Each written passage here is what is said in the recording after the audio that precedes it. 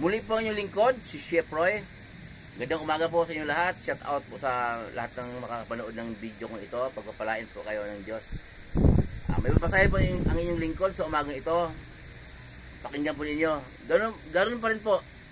Ang babasahin ko po ay nababagay sa panahon natin ngayon na palapit ang Pasko. Pakinggan po ninyo sa Mateo 1:17. Sa makatuwid may 14 na salinlahi mula kay Abraham hanggang kay David. 14 mula kay David hanggang sa pagkakabihag ng mga Israelita sa Babylonia. At 14 din mula sa pagkakabihag sa Babylonia hanggang kay Kristo. Ayan po. Mula daw kay Abraham, 14 salinlahi hanggang sa kay Haring David. Yan. Tapos kay Haring David naman, 14 ding salinlahi hanggang sa nabihag ang mga Israelita sa Babylonia.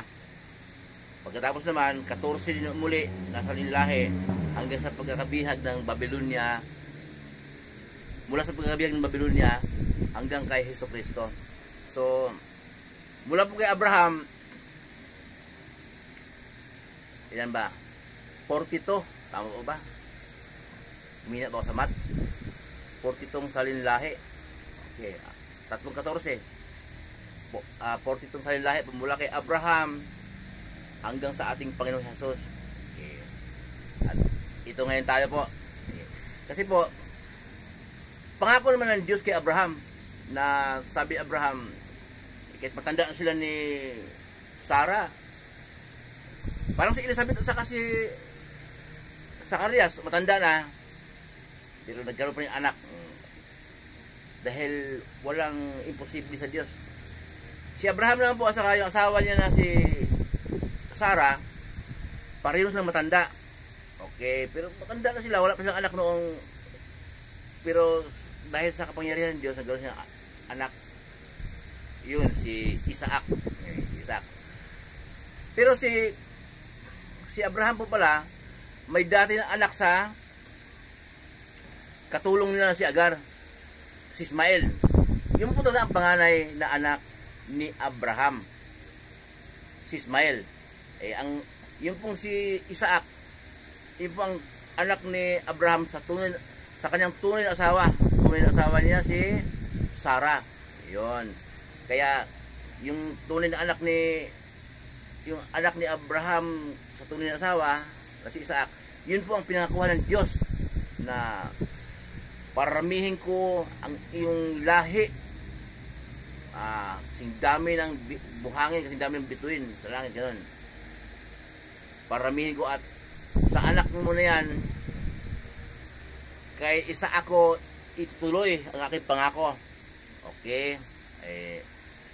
Yun namang si Ismael, hindi pababayaan ng Diyos, sabi ng Diyos, kasi nga anak mo rin naman yun. Kausap niya si Abraham. Tapos mula po kay Isaac, ang anak ni Isaac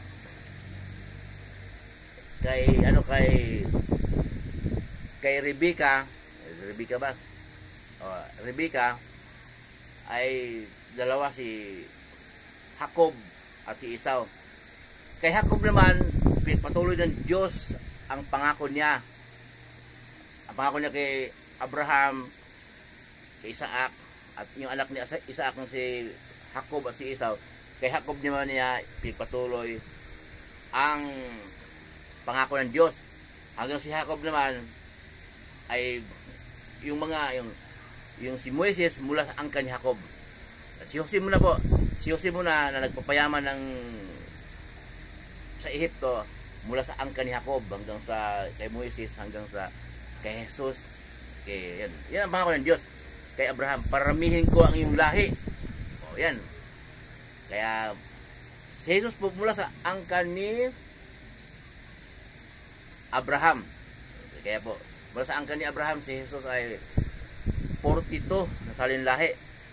Okay, kaya hanggang tayo naman ngayon ay ito nga tayo ngayon ang Diyos ay, marami nagtanong na ang Diyos ay pag-ibig ba talaga? Siyempre, bakit ba parusahan pa ang mga tao pagdating ng muling pagkabuhay sa mga nagawa ng kasalanan? Kung pag-ibig ang Diyos, bakit napunta pa sa impyerno? Eh ba natural, kasi nga ang Diyos ay banal. Makakapasok ba tayo sa kaharian niya kung tayo marumi, kung tayo makasalanan? Ang Diyos talaga ay banal, andi siya pag-ibig. Kaya nga mula noon hanggang ngayon ay ang Diyos ay nagpadala ng tao sa mga lugar upang maghayag ng kanyang salita. Eh kaso di mo yata pinakinggan eh. Lalo ako naghayag ko ng salita ng Diyos. Hindi ko kaya kung sarili ko lang. Pinagkalooban ako ng banal na espiritu upang makapagsalita ako ng salita niya. Ang Diyos din ang nagkaloob sa akin ng banal na espiritu. Kung sarili ko lang, malay ko, isa akong taong madaling tuyuin. Madaling mairita, sumpongin. Pagkatapos ng salita ko ng salita ng Diyos, back to normal. Syempre, madaling mairita, sumpongin, tuyuin, gano'n. Kaya, pinagkalooban ng Diyos, hindi ko ito kaya. Hindi ito napag-aaral sa school. Mag-college ka man o masteral, walang nagtuturo na ang Diyos nagkaloob ng salita. Ang Diyos ganon sa mga lugar padala ng tao upang maghayag ng kanyang salita. Dahil ang Diyos ay pag-ibig, nais ng Diyos na ang lahat ng tao maligtas, lahat ng tao makapasok sa kanyang kaharian, pero hindi talaga. Bakit sabi ko hindi talaga? Ako naghayag ng salita ng Diyos. Pag nakatalikod ako, nagtatawanan ako. Nasaan na si Bible? Iba na pangalan, hindi yan si Shipro. Nasaan na si Biblical? Ngayon na ewan ko saan gano'n. Pag nakatalikod, so may gusto, maraming ayaw. Kaya nga po kaloob ng Diyos din na mag-post ako. I-post ko yung mga na tinuro ng Diyos sa akin na ipopost ko kasi nga kasi Diyos ay pag-ibig eh. Yes, ang Diyos na lahat ng tao maligtas. Ganun po ang ibig kong sabihin. Kaya ang tao patuloy na pinaparinig ng Diyos ang salita niya sa mga tao dahil gusto ng Diyos na lahat ng tao ay maligtas. Okay po. Yun po, mula sa Diyos po ang mga sinasabi ko. Hindi ko po ito kayang gawin kung sa sarili ko lang. Muli po ang inyong lingkod, si Chef Roy. Ingatan po ng Diyos, sasamahan kayo ng Diyos kahit saan po kayo pupunta sa mga trabahong pinasukan ninyo, ano mang negosyo na ano mang pinagkikitaan sa buhay ayon sa kalooban ng Diyos.